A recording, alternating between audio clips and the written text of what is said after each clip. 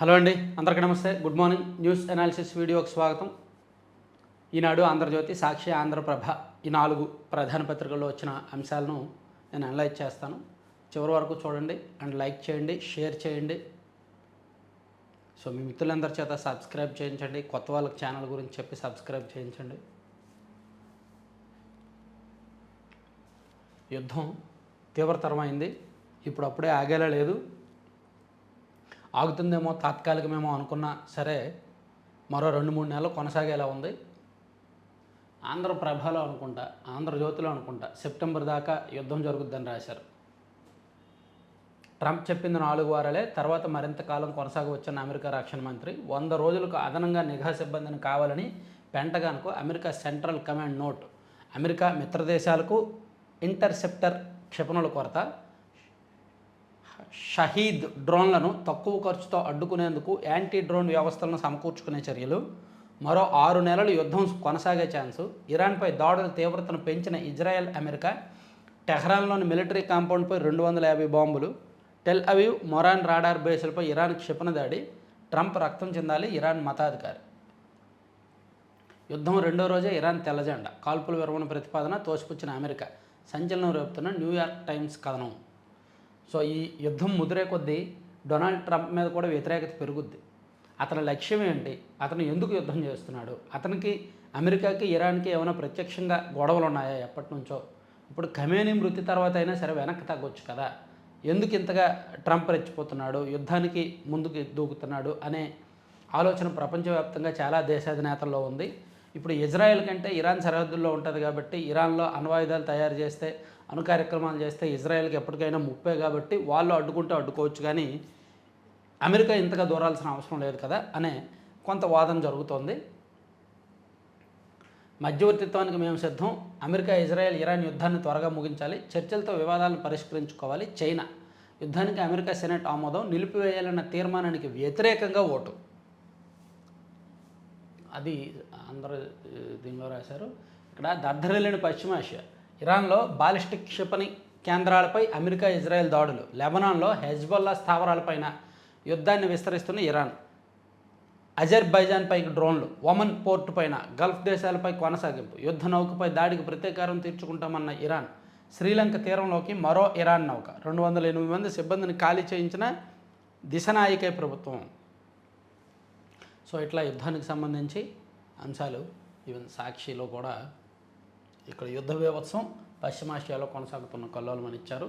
So మొత్తానికి Iran ఏమో వెనక్కి తగ్గట్లేదండి. అమెరికాకు బుద్ధి చెప్తాం, ఖచ్చితంగా ట్రంప్ రక్తం చిందించాల్సిందే, దానికి మూల్యం చెల్లించుకోవాల్సిందే. ఎందుకంటే ఇరాన్ వాళ్ళ సుప్రీం లీడర్ ఖమేనీ మరణం తర్వాత వాళ్ళు మరింతగా రెచ్చిపోయారు, వెనక్కి తగ్గే ఆలోచనలో లేరు. ఎప్పుడైతే శ్రీలంకలో ఉన్న ఇరాన్ నౌక మీద అమెరికా దాడి చేసిందో అప్పటి నుంచి ఇరాన్ మరింత తెగించిందనమాట. అక్కడ ఐజీఆర్ఎస్ ఆ బృందాలు ఇంకా యుద్ధాన్ని కోరుకుంటున్నాయి. సో ఇక్కడ ఇరుపక్షాలు యుద్ధాన్నే కోరుకుంటున్నాయి, చర్చలు ఎవరూ కోరుకోవట్లేదు. సో అది యుద్ధానికి సంబంధించిన అంశం. అయితే ఇక నిన్న 2020 ప్రపంచ కప్ సెమీఫైనల్ 253 రన్స్ చేశారు కదా ఇండియా. ఇంకా ఈజీగా సాఫీగా గెలిచేయచ్చు, కనీసం ఒక 70 రన్స్ తేడాతో అయినా గెలవచ్చని అందరూ అనుకున్నారు. దానికి తగ్గట్టే ఇంగ్లాండ్ కూడా ఆరంభంలోనే వికెట్లు కోల్పోయింది. 100 రన్స్కే 4 కీలక వికెట్లు పడ్డాయి. జోస్ బట్లర్ అవుట్ అయ్యాడు, సాల్ట్ అవుట్ అయ్యాడు, బ్రూక్ అవుట్ అయ్యాడు. ఇంకా కీలక వికెట్లు పడిపోయేసరికి ఇంకేముందిలే, వీళ్ళు మహా అయితే ఇంకో 80, 180, 190 కొడతారు అనుకున్నారు. కానీ చివరి ఓవర్ వరకు కూడా వాళ్ళు చుక్కలు చూపించారు, మామూలుగా ఆడలేదు అసలు. సో అది ఇంగ్లాండ్ గొప్పతనం. మన బౌలింగ్ బలహీనత. చివరిలో ఆ 18వ ఓవర్, 19వ ఓవర్ కట్టడి చేశారు కాబట్టి చివరిలో 3 ఓవర్లకి 45 రన్స్ కావాలి, 4 ఓవర్లకు 60 రన్స్ కావాలి. సో ఆ టైంలో 18వ ఓవరు, 19వ ఓవరు బుమ్రా ఏమో 7 రన్స్ ఇచ్చాడు. తర్వాత హార్దిక్ పాండ్యా ఒక 6 ఇచ్చినప్పటికీ 9 రన్స్ ఇచ్చాడు. ఆ 2 ఓవర్లు బాగా కవర్ అవడంతో, తక్కువ పరుగులు ఇవ్వడంతో చివరి ఓవర్లో ఇంగ్లాండ్ మీద ప్రెషర్ పడింది. 30 రన్స్ కావాల్సి వచ్చింది. సో దాంతో ఇండియా గెలుపు ఖరారైందనమాట. అంటే ఇన్ని రన్స్ చేసినా సరే నిలబెట్టుకోవడానికి ఆపసోపాలు పడ్డారు. అది బౌలింగ్ బలహీనత. బుమ్రా లేకపోతే మాత్రం నిన్న మ్యాచ్ పోయేది.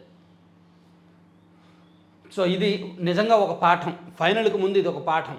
253 రన్స్ చేసినా సరే కష్టపడ్డారనమాట. ఒకవేళ ఇంగ్లాండ్ వాళ్ళు అది చేసేస్తే వరల్డ్ రికార్డ్, పెద్ద రికార్డు. చలో అహ్మదాబాద్ ఉత్కంఠ భరిత సెమీస్లో ఇంగ్లాండ్పై గెలుపు. టీ20 ప్రపంచ కప్ సెమీఫైనల్లో ఇంగ్లాండ్ నుంచి తీవ్ర ప్రతిఘటన ఎదురైనా తట్టుకొని టీమిండియా ఫైనల్ చేరింది. సంజు శాంసన్తో పాటు మిగతా బ్యాటర్లు చెలరేగడంతో భారత్ 7 వికెట్లకు 253 పరుగులు భారీ స్కోరు సాధించింది. అనంతరం స్కోరు 100 చేరడానికి ముందే ఇంగ్లాండ్ 4 ప్రధాన వికెట్లు కోల్పోవడంతో భారత్ గెలుపు తేలిక అనుకున్నారంతా. కానీ జాకబ్ బెతెల్ ఆకాశమే హద్దుగా చెలరేగిపోవడంతో ఇంగ్లీష్ జట్టు విజయానికి బాటలు వేసుకుంది. ఆఖరిలో బుమ్రా చివరి 2 ఓవర్లలో 14 పరుగులే ఇచ్చి జట్టును గట్టెక్కించాడు. ఇంగ్లాండ్ 7 వికెట్ల నష్టానికి 246 పరుగులు చేసింది. టీమిండియా ఆదివారం అహ్మదాబాద్లో న్యూజిలాండ్తో ఫైనల్ ఆడుతోంది. న్యూజిలాండ్ వాళ్ళు కూడా భీకరమైన ఫామ్లో ఉన్నారు. వాళ్ళు ఓపెనర్లు కూడా మొన్న చూసాక 168 ఈజీగా చేశారు. సో అది సెమీఫైనల్కి సంబంధించిన అంశం. అన్ని పత్రికల్లో కూడా అది కూడా హైలైట్ చేశారు. టీమిండియా అదర్స్ ఆల్రౌండ్ ప్రతిభతో వరల్డ్ కప్ ఫైనల్స్కు సెమీస్లో ఇంగ్లాండ్పై 7 పరుగులతో విజయం.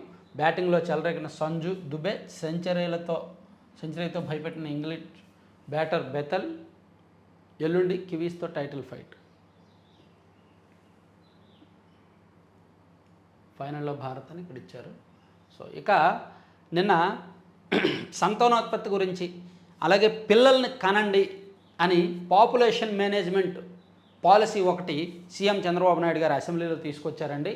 ఒక్కరు కాదు, ముగ్గురు ముద్దు, ఇద్దరు అంతకు మించి పిల్లల కంటే రెండో బిడ్డ నుంచి ఒక్కొక్కరికి 25,000, 18 ఏళ్ల వరకు ఉచిత విద్య, పేరెంటింగ్కు ఒక్కో బిడ్డకు అదనంగా నెల సెలవులు, పిల్లలు పుట్టని పేద దంపతులు ప్రభుత్వ ఆసుపత్రుల్లోనే ఐవీఎఫ్ సేవలు, జనాభా నిర్వహణ విధానంపై ముసాయిదా విడుదల చేసిన ముఖ్యమంత్రి చంద్రబాబు నెలపాటు రాష్ట్రమంతా చర్చ. ఏప్రిల్ 1 నుంచి అమలు. సో ఒక కొత్త పాలసీని తీసుకొచ్చారు జనాభా విధానం మీద. పిల్లల్ని కనమని ప్రోత్సహిస్తున్నారు. కొత్త జంటలు ఎవరైనా ఉంటే ముగ్గురినైనా కనవచ్చు. ముగ్గురిని కంటే మీరు ఇంకా ప్రభుత్వం దృష్టిలో హీరోలేనమాట. ఇది పిల్లల కంటే డబ్బే డబ్బు. ఇది ఒక ముఖ్యమైన విజన్. పాపులేషన్ మేనేజ్మెంట్కి సంబంధించి నిన్న ఒక వీడియో కూడా చేశాను, చూడొచ్చు.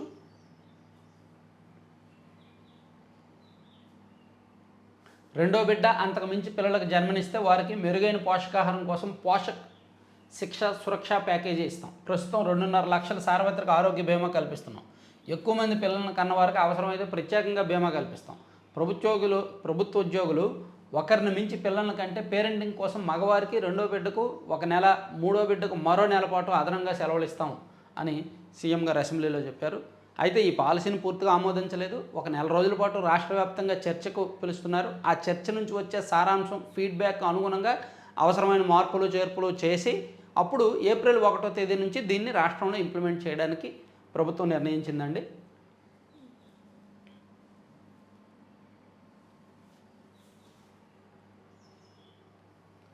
వైకాపా హయాంలో బీహార్ నుంచి ఏపీకి ఎందుకు వచ్చారు? డిప్యుటేషన్పై రావడంలో ఎవరి ప్రోద్బలం ఉంది? రఘురామ కస్టడీలో ఉన్నప్పుడు వైద్యులను ఎందుకు పిలిపించారు? బీహార్ క్యాడర్ ఐపీఎస్ అధికారి సునీల్ నాయక్పై 5 గంటల పాటు ప్రశ్నల వర్షం. ఆయన ఏం చెప్తాడు? తెలీదు, గుర్తులేదు, సంబంధం లేదు. తెలీదు, గుర్తులేదు, సంబంధం లేదు. యాజ్ యూజువల్ అదే స్క్రిప్ట్ ఫాలో అవుతాడు ఆయన. బీహార్ క్యాడర్కి చెందిన మీరు వైకాపా హయాంలో ఏ అవసరంతో ఏపీకి డిప్యుటేషన్పై వచ్చారు? ఏపీకి డిప్యుటేషన్పై వచ్చేందుకు మీకు ఎవరు సహకరించారో దాని వెనక ఎవరు ప్రోద్బలమైనా ఉందా? అప్పట్లో ఏపీ సిఐడిలో డీఐజీగా మీరు నిర్వహించిన విధులేంటి? ఆ విభాగంలో పోస్టింగ్ కోసం ఎవరితోనైనా సిఫార్సులు చేయించారా? రఘురామకృష్ణరాజును అరెస్ట్ చేసి సిఐడి కస్టడీలో ఉంచిన రోజు రాత్రి ప్రత్యేకంగా వైద్యులను ఎందుకు పిలిపించారు? ఎవరిని అరెస్ట్ చేసినా ఇలాగే వైద్యులను పిలిపిస్తారా అంటూ బీహార్ క్యాడర్ ఐపీఎస్ అధికారి సునీల్ నాయక్ను దర్యాప్తు బృందం ప్రశ్నించినట్టు సమాచారం.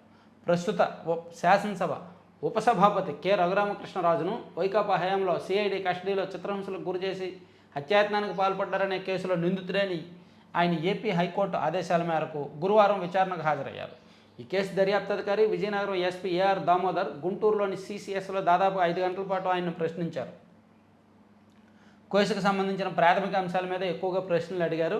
అన్నింటికీ కూడా ఆయన అరకొర సమాధానాలు ఇచ్చాడు. విచారణకు సహకరించలేదు, నాకు తెలియదు, నాకేమీ గుర్తులేదు, అప్పుడు ఎలా వచ్చానో కూడా తెలియదు, సెంట్రల్ గవర్నమెంట్ ఆర్డర్ ఇచ్చింది, నేను వచ్చేసాను అనేటట్టు ఆయన చెప్పాడంట.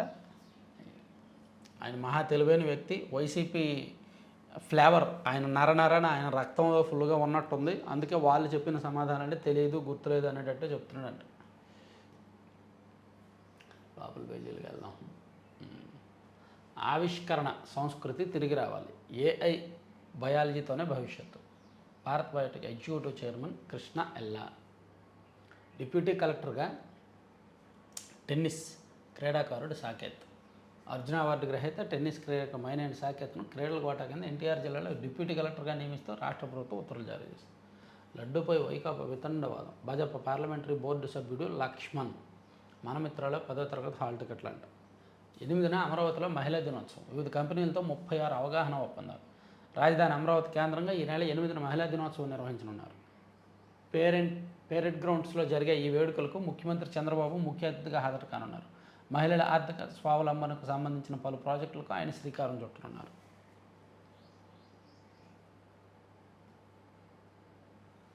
ఇండిగో విమానంలో సాంకేతిక సమస్య అంట.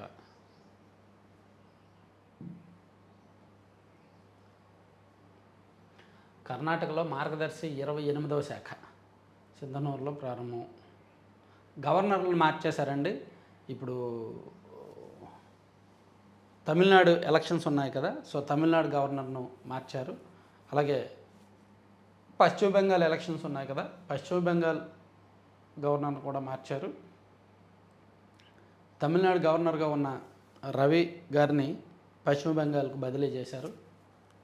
అండ్ కేరళ గవర్నర్గా ఉన్న రాజేంద్ర విశ్వనాథ్ అర్లేకర్ గారిని తమిళనాడు అదనపు బాధ్యతలు ఇచ్చారు. అలాగే తెలంగాణ గవర్నర్గా ఉన్న జిష్ణుదేవ్ వర్మ గారిని మహారాష్ట్ర గవర్నర్గా నియమించారు. అంటే హిమాచల్ ప్రదేశ్ గవర్నర్గా ఉన్న శివప్రతాప్ శుక్లా గారిని తెలంగాణ గవర్నర్గా నియమించారు. ఇట్లా కొన్ని మార్పులు జరుపులు చేశారన్నమాట. ఇక లంచాల సొత్తులో కొంత ఎన్నికల్లో పంపిణీ. చివరెడ్డి భాస్కర్ రెడ్డి గారు ఒంగోలు పార్లమెంటు సభ్యుడిగా పోటీ చేసినప్పుడు అక్కడ దాదాపుగా 43 కోట్ల వరకు ఎన్నికల్లో ఈ మద్యం ఉడుపుల డబ్బే ఆయన పంపిణీ చేసినట్టు కొంతమంది అభ్యర్థులకు ఇచ్చినట్టు ఆఫ్ ది రికార్డ్ వైసీపీ వాళ్ళు కూడా చెప్తుంటారులే. మరికొంత వైకాపా పార్టీ ఫండ్కు అందుకే ఎన్నికలకు ఏడాది ముందు తాడేపల్లి ప్యాలెస్ సమీపంలో డన్ను నిర్వహణ బాధ్యతలు ప్రణవ్ ప్రకాష్కు అప్పగింత. డిస్టిలరీలో సరఫరా కంపెనీల ప్రతినిధులు లంచాల సొమ్ము చేర్చింది అక్కడి నుంచే చెవిరెడ్డి వార్ రూమ్కు, అటు నుంచి ఎన్నికల్లో పంపిణీ. ప్రణవ్ ప్రకాష్ రిమాండ్ రిపోర్ట్లో వెల్లడించిన సిట్. వైకాపా హయాంలో జరిగిన 1000 కోట్ల మద్యం కుంభకోణంలో కొల్లగొట్టిన లంచాల సొత్తులో కొంత మొత్తాన్ని ఆ పార్టీ గత ఎన్నికల్లో పంపిణీకి వెచ్చించిందని సిట్ తేల్చింది. అందుకు వీలుగా ఎన్నికలకు ఏడాది ముందు తాడేపల్లి ప్యాలెస్ సమీపంలో ల్యాండ్ మార్క్ అపార్ట్మెంట్ 312 ఫ్లాట్లో లంచాల సొమ్మును ఏర్పాటు చేసుకుందని గుర్తించింది. ఈ లంచాల సొత్తు వైకాపా పార్టీ ఫండ్గా వెళ్ళినట్టు తెలిసింది. వైకాపా మద్యం ముఠాలో కీలక వ్యక్తి తూతేకల ఈశ్వర్ కుమార్ రెడ్డికి ఐఐటీలో క్లాస్మేట్ అయిన ప్రణవ్ ప్రకాష్ను ఐఐటీ చదువుకొని ఏంటండి ఈ పనులు, ఐఐటీ చదివేరిల్లే. వైకాపా కోసం పనిచేస్తున్నామని చెప్పి ప్రణవ్ ప్రకాష్ ఫ్లాట్ అద్దెకు తీసుకొని దాన్ని మద్యం లంచాల సొమ్ము భద్రపరిచే డెన్గా మార్చారు. డిస్టిలరీల ప్రతినిధులు నగదుతో పంపిన అట్టపెట్టెలు బ్యాగులను తీసుకొచ్చి ఈ ఫ్లాట్లోనే ప్రణవ్ ప్రకాష్కి అప్పగించేవారు. ఆ సొత్తును పెద్ద పెద్ద బ్యాగుల్లో నింపి 2 రోజులకు ఒకసారి చెవిరెడ్డి మనుషుల ద్వారా ఆయన వార్ రూమ్కు పంపించేవారు. ఈ విషయాలు ఏవి బయటకు చెప్పొద్దంటూ అప్పుడప్పుడు వాచ్మెన్కు 1000 చొప్పున ఇచ్చేవారు. డబ్బు తరలింపు మొత్తం రాత్రిలే జరిగేది. ఇదంతా ప్రభుత్వంలో సీనియర్ అధికారుల డబ్బని, ఈ విషయం ఎవరితోనూ చెప్పొద్దని తన సహాయకులను ఆదేశించేవారు. హైదరాబాద్లో లంచాల డెన్ నుంచి తాడేపల్లి డెన్కు ఎప్పటికప్పుడు డబ్బు వచ్చేది. సో ఇదంతా రిమాండ్ రిపోర్ట్లో సిట్ చెప్పిందండి. సో లంచాల వసూళ్లు పంపిణీలు ప్రణవ్ ప్రకాష్ కీలక పాత్ర అని చెప్పి ప్రాసిక్యూషన్ కూడా వాదించింది. 13వ తేదీ వరకు అతనికి రిమాండ్ విధించారు.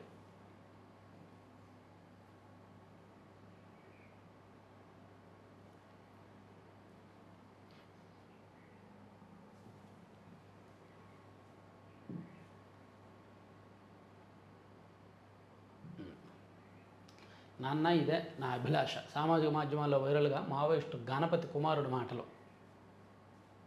కుంభాభిషేకానికి దుర్గమ్మ సన్నిధి సిద్ధం. నేటి నుంచి 3 రోజుల పాటు వేడుకలు. విజయవాడలో దుర్గామల్లేశ్వర స్వామి దేవస్థానంలో 12 ఏళ్ళకు ఒకసారి నిర్వహించే కుంభాభిషేకం శుక్రవారం నుంచి ప్రారంభం కాబోతుందండి. తర్వాత మద్యం కుంభకోణంలో ప్రధాన సూత్రధారి ఎవరు, వాసుదేవరెడ్డిని ప్రశ్నించిన సిట్టు. 7 గంటల విచారణలో 100కు పైగా ప్రశ్నలు. ఏ ఒక్కదానికి సరైన సమాధానం ఇవ్వను వాసుదేవరెడ్డి. భలే తయారయ్యారండి. ఎవరూ సమాధానం చెప్పట్లేదు. విచారణ ఏళ్ల తరబడి కొనసాగుతూనే ఉంది.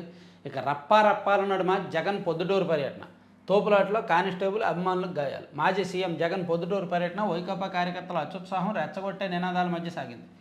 ఒక కానిస్టేబుల్ కాలికి గాయం కాగా పలువురు కార్యకర్తలు తోపులాట్లో కింద పడ్డారు. వైఎస్ఆర్ కడప జిల్లా పొద్దుటూరు మండలం దొరసానిపల్లి బైపాస్ రోడ్డు సమీపంలో గురువారం మాజీ ఎమ్మెల్యే రాజమౌళి శివప్రసాద్ రెడ్డి కుమార్తె వివాహ రిసెప్షన్కు జగన్ హాజరయ్యారు. మధ్యాహ్నం రామేశ్వరంలోని రైల్వే బైపాస్ రోడ్డు పక్కన ఏర్పాటు చేసిన హెలీప్యాడ్కు హెలికాప్టర్లో వచ్చిన జగన్ అక్కడి నుంచి కాన్వాయ్లో వివాహ వేడుకకు బయలుదేరారు. దారిలో కార్యకర్తల తోపులాట జరిగింది. ఇక్కడ ఇదే జగన్మోహన్ రెడ్డి గారితోనూ వైసీపీతోనూ సమస్య ఇదే. వివాహ వేడుకలకు ఎవరైనా మంది మార్బలంతో వెళ్తారా? కాన్వాయ్లో ఓపెన్ టాప్లో వెళ్తారా? నాకు అర్థం కావట్లేదు. ఇప్పుడు ముంబైలో సచిన్ టెండూల్కర్ వాళ్ళ అబ్బాయి వివాహం జరిగింది. దానికి కూడా పెద్ద పెద్ద వాళ్ళు ప్రముఖులందరూ చాలామంది వెళ్ళారు. వాళ్ళు కూడా అక్కడ ఓపెన్ టాప్లో ర్యాలీ చేస్తే జనం వస్తారుగా, ఇలాగే శాంతి భద్రతకు విఘాతం కలుగుద్దిగా. కానీ పెళ్ళిళ్ళను కూడా, వివాహ వేడుకలను కూడా బల ప్రదర్శనకు, జన ప్రదర్శనకు, తన రాజకీయం కోసం వాడుకుంటున్నారు అంటే దీన్ని ఏమనాలి చెప్పండి? సీసీ ఫుటేజీ డేటా తుడిచేశారు. నకిలీ మద్యం కేసులో జోగి సోదరులు పన్నాగం. జనార్దన్ రావు గారితో, ఇప్పుడు నకిలీ మద్యం ప్రధాన నిందితుడు జనార్దన్ రావు గారితో జోగి సోదరులకు లింక్స్ ఉన్నాయి. ఎప్పటికప్పుడు మాట్లాడేవారు, కలిసేవారు. సో కాల్ డేటా డిలీట్ చేశారు. ఎప్పుడైతే జనార్దన్ రావు అరెస్ట్ చేశాడో, ఎప్పుడైతే మొలకల చెరువులో జనార్దన్ రావుకు సంబంధించిన ఈ నకిలీ మద్యం డెన్ కనిపించిందో, తయారీ కేంద్రం మూసేశారో, అరెస్ట్ అయ్యాడో, ఆ వెంటనే అతను ఇంటికి వచ్చి వెళ్ళిన సీసీటీవీ ఫుటేజ్ డిలీట్ చేశారంట జోగి రమేష్ గారి ఇంటి దగ్గర. అండ్ ఆ కాల్ హిస్టరీ మొత్తం డిలీట్ చేశారంట. అది సిట్ గుర్తించింది. జనార్దన్ రావును అరెస్ట్ చేయగానే సాక్ష్యాలు ధ్వంసం చేశారు. అతనితో ఉన్న లింకులన్నీ చెరిపేసేందుకు ప్రయత్నం చేశారు. మరో 2 వారాల్లో కోర్టుకు చివరి అభియోగ పత్రం దాఖలు చేస్తారంటండి. ప్రభుత్వం స్పందించకపోతే నిరవధిక సమ్మె. విజయవాడలో ఆశా వర్కర్ల మహాధర్నా. వేట్లపాలెం ప్రమాద ఘటనలో 2 అరెస్టు. నిందితుల కుటుంబ సభ్యులు బ్యాంకు ఖాతాల సీజ్ వెల్లడించిన ఎస్పీ బిందు మాధవ్. బాణసంచ పేలుళ్ల ఘటనలో క్షతగాత్రుల్లో మరో 2 మృతి. 28కి చేరిన మృతుల సంఖ్య. 20 మంది అక్కడికక్కడే చనిపోగా, చికిత్స పొందుతూ మరో 8 మంది చనిపోయారు. ఓవరాల్గా 28 మంది చనిపోయారండి ఈ దారుణంలో. ఇక నిందమోసి పిచ్చాసుపత్రి పాలు, చివరికి ఇంటికి చేరి. మార్కాపురం జిల్లా గిద్దలూరు మహిళకు కొండంత కష్టం. సీఎం చంద్రబాబు చొరవతో కుటుంబ సభ్యులు. భర్త మరణం వెనక హస్తం ఉందంటూ ఓ మహిళపై పోలీసులు కేసు నమోదు చేశారు. ఓ పక్క కట్టుకున్న భర్తను పోగొట్టుకుని బాధలో ఉండగా ఇలా నింద మోపడంతో ఆమెను మానసికంగా కుంగిపోయారు. తన కుటుంబ సభ్యులు ఎవరో తెలియనంతగా 4 ఏళ్ల పాటు మానసిక సమస్యలు అనుభవించారు. చివరకు ముఖ్యమంత్రి చంద్రబాబు కార్యాలయం చొరవతో కుటుంబ సభ్యులు చెంతకు చేరారు. మార్కాపురం జిల్లా గిద్దలూరుకు చెందిన మహిళకు నంద్యాలకు చెందిన వ్యక్తితో వివాహమైంది. వీరు బేల్దారి పనుల కోసం తెలంగాణకు వెళ్ళేవారు. 4 ఏళ్ల క్రితం భర్త అక్కడ గురి కావడంతో పోలీసులు ఆ వెనుక ఆమె హస్తం ఉందంటూ ఆమెపై కేసు పెట్టారు. కుంగుబాటుకు లోనైన ఆమె నాగ్పూర్ వెళ్లే రైలు ఎక్కారు. టికెట్ లేదని ఆమెకు నాగ్పూర్ సమీపంలో దించేశారు. అక్కడ పోలీసులు ఆమె మానసిక స్థితి సరిగ్గా లేదని గుర్తించి కోర్టు అనుమతితో మానసిక వైద్యశాలలో చేర్పించారు. వైద్యులు ఆమె నుంచి వివరాలు రాబట్టేందుకు ప్రయత్నించి విఫలమయ్యారు. 4 ఏళ్ల తర్వాత మానసిక స్థితి మెరుగుపడడంతో ఆమె తన కుటుంబ సభ్యులు గుర్తొచ్చారు. తెలుగులో వివరాలు చెబుతుండటంతో వైద్యులు ఆమె మాటలను రికార్డు చేసుకుని తెలంగాణ, ఆంధ్రప్రదేశ్ రాష్ట్రాల్లో విచారించారు. స్వచ్ఛంద సంస్థల సాయంతో ముఖ్యమంత్రి కార్యాలయాన్ని సంప్రదించారు. సీఎం చంద్రబాబు ఆమె వివరాలను అన్ని జిల్లాల కలెక్టర్లకు పంపి గుర్తించాలని సూచించారు. ప్రకాశం జిల్లా కలెక్టర్ రాజాబాబు స్పందించి అధికారులతో ఆరా తీస్తే జేసీ కల్పనా కుమారి ప్రత్యేక శ్రద్ధ తీసుకోవడంతో ఎట్టకేలకు గిద్దలూరుకు చెందిన మహిళగా గుర్తించారంటండి. సో పోలీసులు తప్పుడు కేసు నమోదు చేయడం వల్ల ఆమె మానసిక పరిస్థితి మారిపోయిందన్నమాట. సో ఇవన్నీ ఈనాడు అంశాలు. సాక్షిలో ఆశా వర్కర్లు నిన్న మొన్న ఒక 3 రోజుల పాటు అంగన్వాడీ వర్కర్లు ధర్నా చేశారు. వేతనాల పెంపు కోసం అండ్ డిమాండ్లు సాధన కోసం. వాళ్ళ ధర్నాలో న్యాయం ఉంది. అయితే వాళ్ళ విషయంలో ప్రభుత్వం చర్చించి మీడియాగా ఇవ్వాలి. ఎందుకంటే వాళ్ళకి హామీ ఇచ్చారు, ప్లస్ వాళ్ళ కష్టానికి తగ్గ జీతం రావట్లేదు అనేది వాస్తవం. అలాగే ఆశా వర్కర్లు కూడా ఆశయమే ఆగ్రహత్వాలే. చంద్రబాబు ప్రభుత్వ నిరంకుశత్వంపై కదం తొక్కిన ఆశా వర్కర్లు. రాష్ట్రం నలుమూల నుంచి భారీగా తరలి వచ్చిన కార్యకర్తలు రైళ్లు, బస్సులు, ప్రైవేటు వాహనాల్లో విజయవాడకు రాక నినాదాలతో దద్దరిల్లిన బెజవాడ ధర్నా చౌక్. వెట్టి చాకరీ, బానిసత్వానికి వ్యతిరేకంగా రణన్ నినాదం. రైంబవళ్ళు, సర్వేల పేరుతో వేధిస్తున్నారని ఆగ్రహం. పెరుగుతున్న ధరలకు అనుగుణంగా కనీస వేతనాలు ఇవ్వాలని డిమాండ్. పాపం ఆశా వర్కర్లకు అయితే మరీ దారుణం అండి. వీళ్ళకి మరీ తక్కువ శాలరీస్ ఉంటాయి, చాకరీ ఎక్కువ ఉంటుంది. సో వీళ్ళు విజయవాడ ధర్నా చౌక్లో ధర్నా చేశారు. ఇక రాజ్యసభకు నితీష్ నామినేషన్. ఆంధ్రప్రదేశ్లో కూడా కొన్ని మార్పులు చేర్పులు ఉంటాయి. అవి ఏమిటి అనేది నేను నిన్న సాయంత్రం ఒక వీడియోలో చెప్పాను. నితీష్కు రైల్వే శాఖ, బాబుకు కీలక పదవి, ముగ్గురికి లైన్ క్లియర్ అని. చంద్రబాబు గారిని కూడా కేంద్రంలోకి తీసుకునే ఆలోచనలో బీజేపీ పెద్దలు ఉన్నారు. ఆయనకు NDA convener plus deputy PM పదవి ఇచ్చే ఆలోచనతో ఉన్నారు. ప్రపోజల్ చర్చలు నడుస్తున్నాయి. ఇక్కడ లోకేష్ గారిని ముఖ్యమంత్రిని చేయాలనే చర్చలు నడుస్తున్నాయి.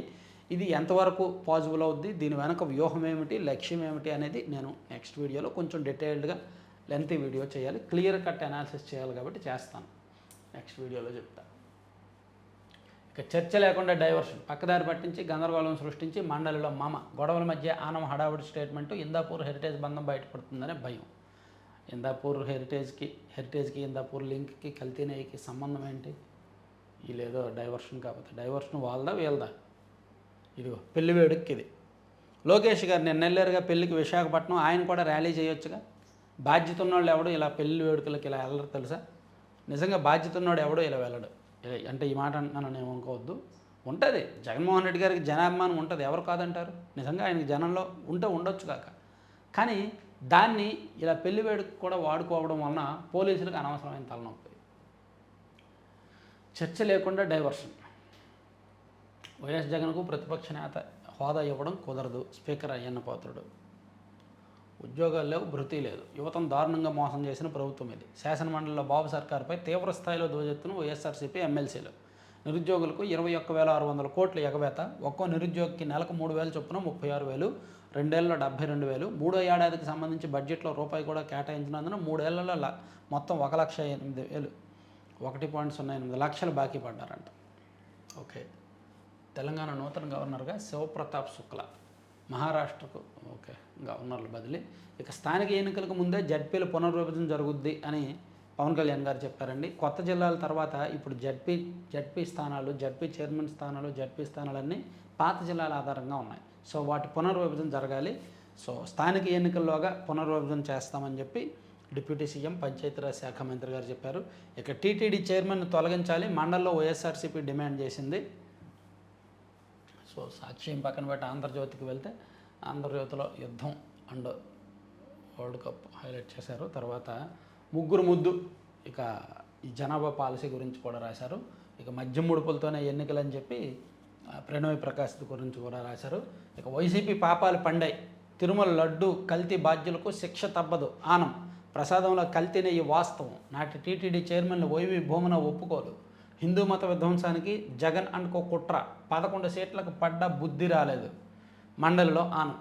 నిన్న ఈ కల్తీ లడ్డు మీద చర్చ ముగింపు సందర్భంగా ఆనం రామనారాయణ రెడ్డి గారు సుదీర్ఘంగా ప్రసంగించారు. చాలా అంశాలు ఆయన మాట్లాడారు. వైసీపీకి ఒక రకంగా గడ్డిపెట్టారు. ఆ పార్టీ నుంచి వచ్చిన వ్యక్తిగా ఆ పార్టీ గురించి బాగా తెలిసేమో చాలామంది అటాక్ మోడ్లో మాట్లాడారన్నమాట ఆయన.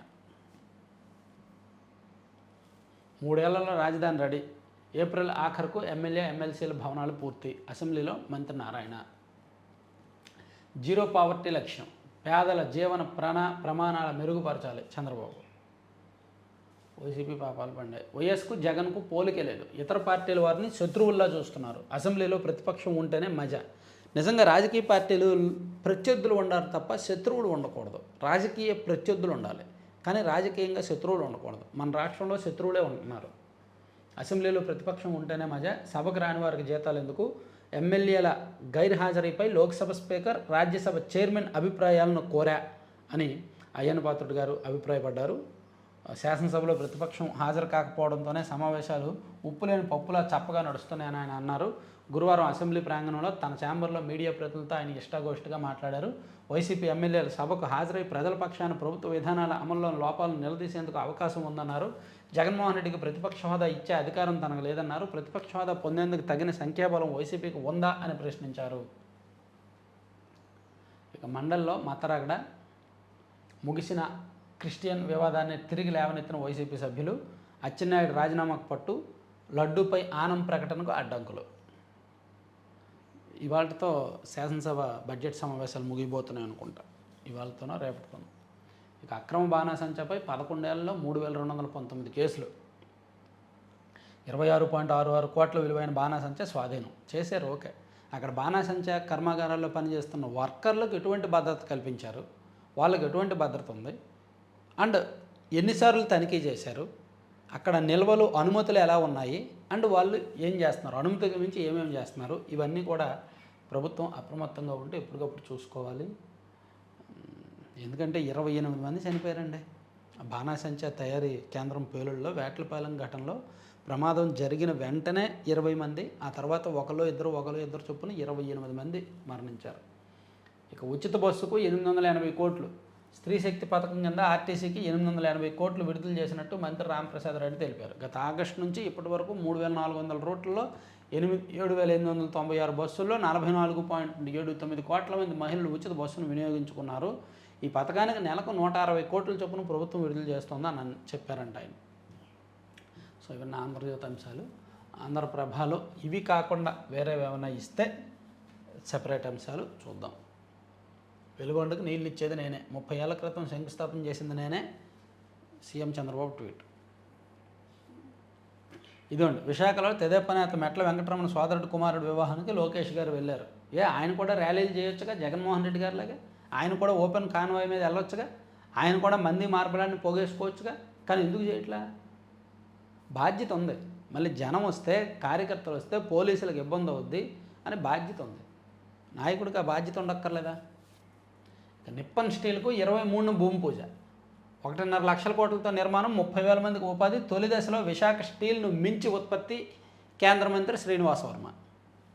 6,000 కోట్లతో 200 సబ్స్టేషన్లు. విద్యుత్ సరఫరాకు ఇబ్బందులు తలెత్తకుండా చర్యలు. పరిశ్రమల రాకతో పెరుగుతున్న విద్యుత్ వినియోగం. అసెంబ్లీలో ఇంధన శాఖ మంత్రి గొట్టిపాటి రవికుమార్ వెల్లడి. ఉగాది రోజున 1,00,000 టిట్కో ఇల్లు, 2028 నాటికి ప్రజలందరికీ సురక్షిత మంచినీరు. అమరావతి నిర్మాణాన్ని 3 ఏళ్లలో పూర్తి చేస్తాం అని చెప్పారు. సో అన్నీ అయిపోయినట్టే.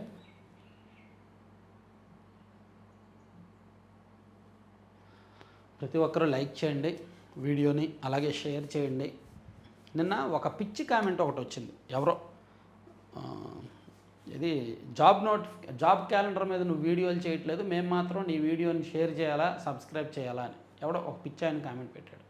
జాబ్ క్యాలెండర్ మీద నేను జనవరిలో ఒక వీడియో చేశాను, ఫిబ్రవరిలో ఒక వీడియో చేశాను.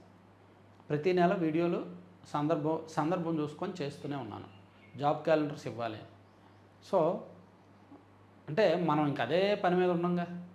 మన ప్రయత్నం మనం చేస్తున్నాం, మనం పుష్ చేస్తున్నాం, మన ప్రయత్నం మనం చేస్తున్నాం. దానికి సంబంధించి ప్రభుత్వం ఇచ్చిన హామీని గుర్తు చేస్తున్నాము, వీడియోస్ చేస్తూనే ఉన్నాం, నెలకు ఒకసారి అడపా. అలా కొంతమంది ఏంటంటే బ్లాక్మెయిలింగ్, నువ్వు అలా చేయలేదు, నీకెందుకు సబ్స్క్రైబ్ చేసుకోవాలని. అంటే ఎలా తయారైనది కొంతమంది గురించి చెప్తున్నా. యాక్చువల్లీ ఈ జాబ్ క్యాలెండర్ గురించి మనం వీడియోలు చేస్తూనే ఉన్నాం. అండ్ ప్రభుత్వం కూడా ప్రకటించింది కదా, మార్చిలో జాబ్ క్యాలెండర్ ఇస్తాం, ఉగాది నాటికి జాబ్ క్యాలెండర్ ఇస్తామని. ఒకవేళ వాళ్ళు ఇచ్చిన హామీ ప్రకారం ఇవ్వలేదు అనుకోండి ఉగాదికి జాబ్ క్యాలెండర్, అప్పుడు మళ్ళీ వీడియో చేయొచ్చు. ఇస్తామన్నారు ఇవ్వలేదు అని, సందర్భం ఉంది కదా. సో అలా కొంతమంది పర్టికులర్గా బ్లాక్మెయిల్ చేస్తున్నారు అనమాట, బెదిరింపు. మేము చెప్పిన వీడియో చేయకపోతే నీ ఛానల్ అన్సబ్స్క్రైబ్ చేస్తామని. సో ఒకటి, కంటెంట్ నచ్చిన వాళ్ళు, కంటెంట్ నచ్చింది బాగుంది అనుకుంటే సబ్స్క్రైబ్ చేసుకోండి అండ్ అందరికీ షేర్ చేయండి. నచ్చకపోతే సూచనలు ఇవ్వండి. నా నెంబర్ కూడా మేబీ చాలామంది దగ్గర ఉండే ఉంటుంది. దుబాయ్ కోల్కతా విమాన సేవలు పునఃప్రారంభం అంట. 4 రోజుల తర్వాత విమాన సేవలు మళ్ళీ కోల్కతా దుబాయ్కి ప్రారంభమయ్యాయి. సైనిక ఘర్షణలతో వివాదాల పరిష్కారం కావు, ప్రధాని మోదీ వ్యాఖ్య. పశ్చిమాసియా ఉక్రెయిన్లో యుద్ధాలు త్వరగా ముగియాలని ఆకాంక్ష. ఫిన్లాండ్ అధ్యక్షుడు అలెగ్జాండర్ స్టబ్తో భేటీ.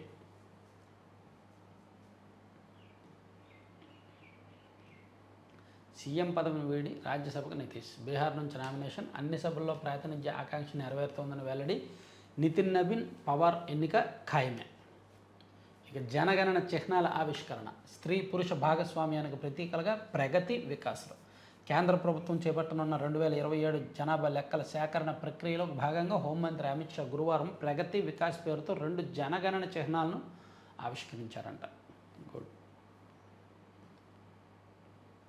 పశ్చిమాసియాపై మోదీ మౌనం దేశానికే ముప్పు. కాంగ్రెస్ సహా పలు విపక్షాల ఆందోళన. సాధారణ సభ్యుల సభకు ఓంప్రకాష్ బిర్లా. అవిశ్వాసంపై చర్చకు హాజరయ్యే అవకాశం. సుంకాల సొమ్ము వాపస్ చేయాల్సిందే. ట్రంప్నకు కోర్టులో మరో షాక్. అప్పీలుకు వెళ్తాం అధ్యక్షుడి టీం. వాణిజ్య సుంకాల అంశంలో అమెరికా అధ్యక్షుడు డొనాల్డ్ ట్రంప్ యంత్రాంగానికి మరో ఎదురుదెబ్బ తగిలింది.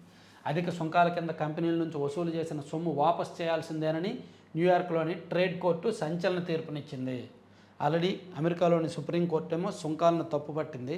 ఇప్పుడు న్యూయార్క్లో ట్రేడ్ కోర్ట్ ఏమో మీరు అధికంగా వసూలు చేసిన సుంకాలను తిరిగి ఇచ్చేయండి, వెనక్కి ఇచ్చేయండి అని చెప్తోంది. దీని మీద వాళ్ళు రివ్యూకి వెళ్తామంటున్నారు. చూడాలి ఏం జరుగుద్దో. సో ఇదండి 4 పత్రికల్లో న్యూస్ అనాలిసిస్. చివరి వరకు చూసిన ప్రతి ఒక్కరికి ధన్యవాదాలు. వీలుంటే నచ్చితే షేర్ చేయండి అండ్ కొత్త వాళ్ళ చేత సబ్స్క్రైబ్ చేయించండి. Thank you very much.